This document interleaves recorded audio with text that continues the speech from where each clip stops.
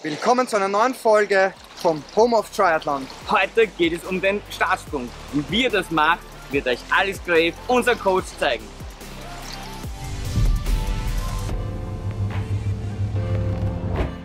Beim Triathlon gibt es mehrere Möglichkeiten, wie man startet. Es gibt den Wasserstart, es gibt den Landstart, aber es gibt auch den Startsprung.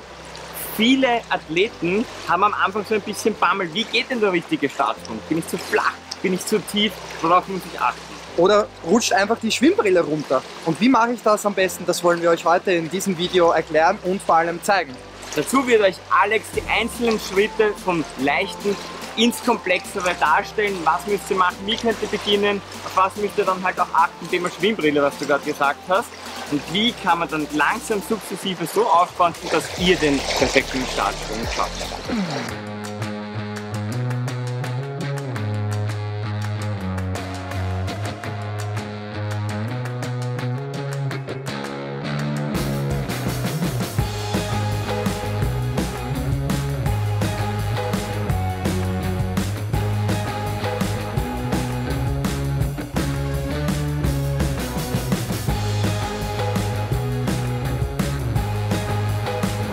Ja, bevor wir auf den Startsockel gehen, mehr oder weniger, fangen wir am Boden an oder am Beckenrand.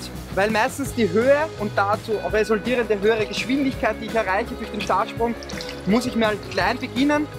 Vor allem am Anfang habt ihr ja sicherlich das Bammeln, die Brille reißt runter oder ich mache einen Bauchfleck, weil der Startsprung eigentlich gar nicht so leicht ist, wie er eigentlich aussieht. Und deswegen fangen wir hier mal an, auf dem Boden an. Zu Beginn, was ist entscheidend? Einmal die Armhaltung. Ja? Da könnt ihr vor allem, was die Brille betrifft, helfen, indem ihr zum Beispiel eben die Brille mal in erster Linie aufsetzt. Das ist sowieso immer wichtig. Und ihr könnt zum Beispiel, wenn ihr die Arme hier vorne schränkt, könnt ihr zum Beispiel eben die Brille erhalten, damit sie nicht runterrutscht. Ja? Ganz am Anfang, wenn man zum Beispiel, das ist immer der Klassiker, wenn man das, könnt ihr mal gerne beobachten, wenn man eine oder andere springt hinein und dann reißt sofort die Brille runter. Das ist meistens darauf zurückzuführen, dass eben du einfach viel zu flach bist und genau mit dem Wasser hier hineinfährst. Ja? Es gibt dann zum Beispiel noch eine Möglichkeit, bevor wir überhaupt mit dem Startsprung beginnen, dass du zum Beispiel, vor allem das mache ich sehr gerne bei Triathlons auch, wenn zum Beispiel Startsprung beim Triathlon ist, dass ich wirklich hier die Brille hier befestige und somit kann ich machen, was ich will und ich bin sicher eigentlich. Also die Brille wird mir so nicht runterrutschen. Beginnen wir mal mit dem Startsprung.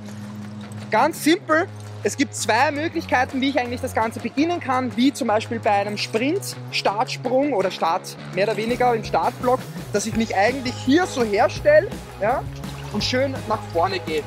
Das wäre zum Beispiel eine Möglichkeit. Die zweite Möglichkeit wäre, ich stelle mich schulterbreit, hüftbreit hin und stelle mich so hin. Ja? Vor allem bei einem Startsprung ist schon sehr wichtig und essentiell, dass ich eine Spannung habe. Ja? Man soll sich jetzt nicht so so hinstellen, werden wir gar einen Buckel machen. Man sollte wirklich schön gerade in Spannung gehen, Schulter noch zurück. Und dann kann man wirklich schon mal probieren, schön leicht hineinzugehen. Ja? Ganz am Anfang, so macht man das eigentlich auch mit Kindern, dass man wirklich beginnt, eigentlich auf Knien. Ja?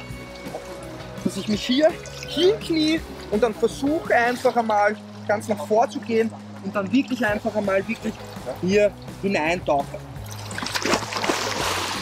So, das war mal der erste Schritt, mehr oder weniger. Ich würde sagen, oder würde vorschlagen, wir gehen eine Stufe höher und beginnen eigentlich schon aus dem Stehen. Fangen wir auch wieder mit derselben Position an, wie wir das eigentlich auf den Knien gemacht haben. Das heißt wirklich hüftbreit stehen, wieder in eine Körperspannung hineingehen, das heißt wirklich nicht hier oder in ein zu extremes Hohlkreuz. Das Gesäß sollte auch ein bisschen in der Höhe sein. Man kann sich hier zum Beispiel helfen, dass man sich hier anhaltet, ja, und dann wirklich auch während dem Sprung dann schon in diese Position gehe, auch die Brille festhalte, damit eben nicht sie runterrutscht. Das Ganze sollte dann so aussehen. Als zweite Variante und für mich persönlich eigentlich die liebste, weil es ein bisschen dynamischer ist und ich kann mich auch noch mehr rausdrücken. Es kommt eigentlich auch ziemlich in Laufen ähnlich. Die Sprungstellung ist zumindest so, dass ich mich hier quasi wie so bei einem Start von einem Sprint hinstelle, auch wieder in eine gewisse Spannung hineingehe und dann eben den Startsprung mache.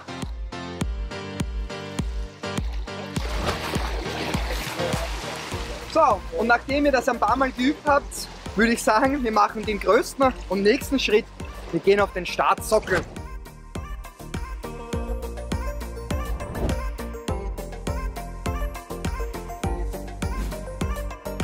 Ja, wir beginnen dann gleich mit dem Startsockel. Hier ist wirklich entscheidend, dass wir wieder beginnen mit der hüftbreiten Stellung. Hier fangen wir an, vor allem in eine leichte Kniebeuge zu gehen, dass wir wirklich gut dastehen und auch eine Körperspannung haben. Bitte achtet darauf, dass ihr keinen Buckel macht oder in ein Hohlkreuz geht. Das Gesäß kann ruhig ein bisschen höher sein und entscheidend ist vor allem, dass du eine Körperspannung hast. Als nächsten Step, dass du die Arme vorne hinstreckst. Du kannst leicht den Startsockel berühren oder die Profis machen es auch, dass sie sich wirklich festklammern, dass ich mich dann wirklich mit Schwung dann noch nach vorne aus den Armen auch heraus beschleunigen kann. Während der Flugphase mehr oder weniger könnt ihr euch vorstellen oder auch schon davor, dass ihr einen Ring habt und ihr müsst genau in diesen Ring eintauchen.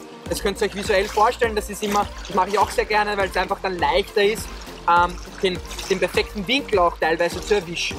Während der Flugphase streckt sie noch die Arme aus und wirklich, ja, sollte eigentlich so ein Torpedoartig sein, schön flach machen, weil die Hydrodynamik im Wasser ist noch einmal entscheidender als die Aerodynamik. Das heißt wirklich schön schmal und in eine schöne Streckung gehen. Ich kann dadurch dann auch mich mit den Oberarmen bzw. mit dem Bizeps kann ich die Brille befestigen oder wie auch schon erwähnt, einfach mit der Badehaube, damit eben die Badehaube bzw. die Schwimmbrille nicht runterreißt. Und entscheidend ist vor allem, dass du eine Körperspannung hast. Das sollte man wirklich darauf achten, dass wir wirklich in eine Streckung gehen, weil das Problem, was dann passieren kann, wenn ich keine Spannung oder Vorspannung habe und mich abstoße, dass erstens einmal die Beine vielleicht nicht spannen und dadurch ich überkippe und dann bin ich zu steil. Ja?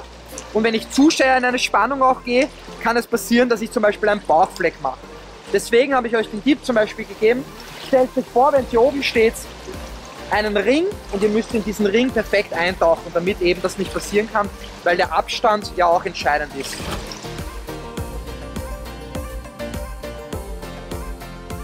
Ja, um das Ganze noch mal kurz zusammenzufassen, beginnt mit dem leichtesten, wirklich mit den Knien, schaut, dass ihr eine gute Körperspannung habt, fangt vom Beckenrand an. Ich würde euch da wirklich empfehlen, übt das, bevor ihr mit dem Startsockel mehr oder weniger beginnt. Schau auch, was für dich das Beste und das Individuellste ist. Das heißt, vielleicht ist für dich das Beste, hüftbreit zu stehen. Ein anderer sagt wieder, nein, er möchte eher mit dem Ausfallschritt den Startsprung machen. Wie gesagt, einfach ausprobieren, üben und ab ins Wasser mit euch.